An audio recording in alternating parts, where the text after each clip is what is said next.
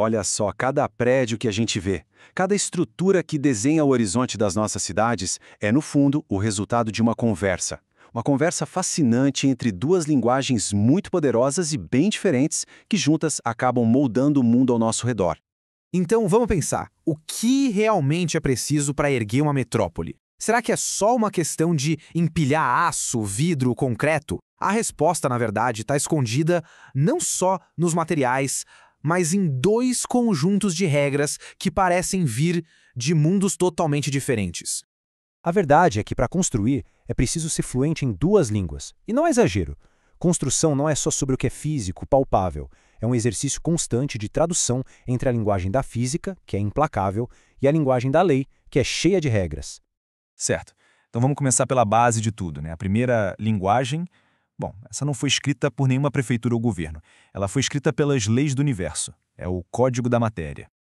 E essa linguagem tem um nome oficial aqui no Brasil, NBR 6118, da ABNT, a nossa Associação Brasileira de Normas Técnicas. A gente pode pensar nela como o manual de instruções da física para qualquer coisa feita de concreto. É o documento que garante que a engenharia e a realidade estão falando a mesma língua. É o que diz como um prédio precisa se comportar para ser seguro. Eu sei. Quando a gente bate o olho numa fórmula dessas, pode até assustar. Mas não precisa ser engenheiro para pegar a ideia principal aqui. Essa é uma linguagem de precisão absoluta. Cada letrinha, cada número representa uma força da natureza que precisa ser calculada e respeitada para que a estrutura aguente o tranco. E todo aquele cálculo complexo tem um resultado bem prático. Entender exatamente como os materiais se comportam quando são pressionados, quando são esticados, sob estresse.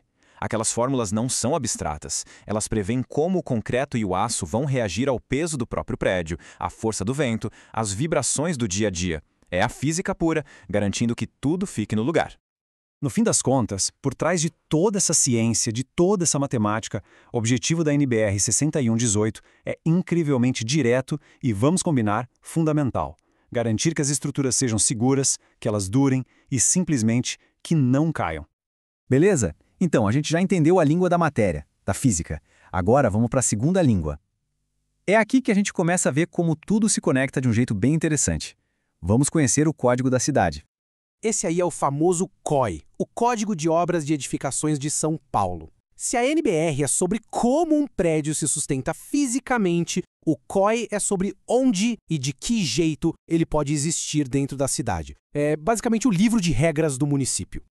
E olha que interessante, esse código não é uma coisa estática, escrita em pedra. Ele evolui. E muitas vezes essa evolução vem na marra, em resposta a eventos históricos, especialmente tragédias como os terríveis incêndios nos edifícios Andraus e Joelma lá nos anos 70. Foram eles que forçaram a criação de leis de segurança muito mais rígidas. O código aprende, muitas vezes da pior forma, com o passado para proteger o futuro.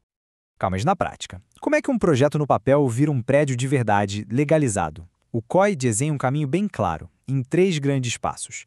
Primeiro, o alvará de aprovação, que é a prefeitura dizendo, ok, gostamos da sua ideia, pode seguir. Depois, o alvará de execução, que é o sinal verde, pode começar a obra. E por fim, o certificado de conclusão, o famoso hábitos, que é o selo final. Beleza, sua construção está pronta, segura e segue as regras da cidade. Percebe como o objetivo aqui é diferente, mas totalmente complementar ao da NBR? A questão não é só a estabilidade de um único prédio. É sobre organizar milhões deles para criar um ambiente urbano que funcione, que seja seguro, organizado e bom para todo mundo que vive ali. E agora a gente chega no ponto central de tudo isso. É aqui que essas duas linguagens, que pareciam vir de planetas diferentes, finalmente se encontram e começam a conversar de verdade. Olha só que incrível essa conexão. De um lado, na esquerda, um engenheiro está lá, usando a NBR 6118, a língua da matéria, para calcular exatamente quanto aço precisa ter numa viga de concreto. É pura física. Do outro lado, na direita, vem o COI, a língua da cidade, e exige que esse mesmo engenheiro assine um documento declarando legalmente que a obra seguiu aquele projeto técnico. A física se transforma numa exigência da lei. E essa diferença de mundos fica ainda mais óbvia quando a gente olha para o vocabulário de cada um. A NBR 6118 fala em FK, que mede a resistência do concreto. Fala em armadura, que é o esqueleto de aço da estrutura. Já o COI fala em alvará, recuo, multa, gabarito, que é a altura máxima permitida.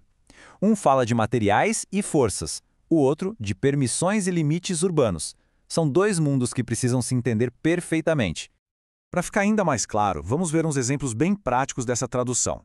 Os limites físicos de uma viga de concreto, que são calculados pela NBR, vão dizer qual o tamanho máximo de uma varanda que o COIA vai permitir que avance sobre a calçada. Os cálculos de estabilidade do solo, também da NBR, vão virar regras de escavação no COIA. A resistência dos materiais ao fogo vai definir como devem ser as saídas de emergência. A ciência determina o que é possível e a lei regula como isso vai ser usado na cidade. Certo. Juntando tudo isso, o que é que a gente enxerga quando olha para a cidade ao nosso redor? Qual é o resultado final dessa conversa constante entre física e lei? Significa que por trás de cada fachada, de cada prédio, de cada rua, existe um projeto invisível. Nossas cidades são construídas nesse diálogo contínuo entre o que é fisicamente possível, ditado pela NBR 6118, e o que é socialmente permitido, regulado pelo COI. E tem uma citação dos princípios do COI de 2017 que é perfeita para a gente entender isso. Ela mostra que o poder público tem consciência dessa relação. O Código Moderno tenta focar nas regras que são efetivamente relevantes, ou seja, ele reconhece que não dá e nem precisa ficar controlando os mínimos detalhes técnicos que as normas de engenharia já cobrem. É uma parceria, sabe? Então fica aqui o convite para uma reflexão. Da próxima vez que alguém parar e olhar para o horizonte de uma cidade, para a silhueta dos prédios, que diálogo invisível, que conversa entre as leis da física e as leis da cidade será que vai conseguir enxergar?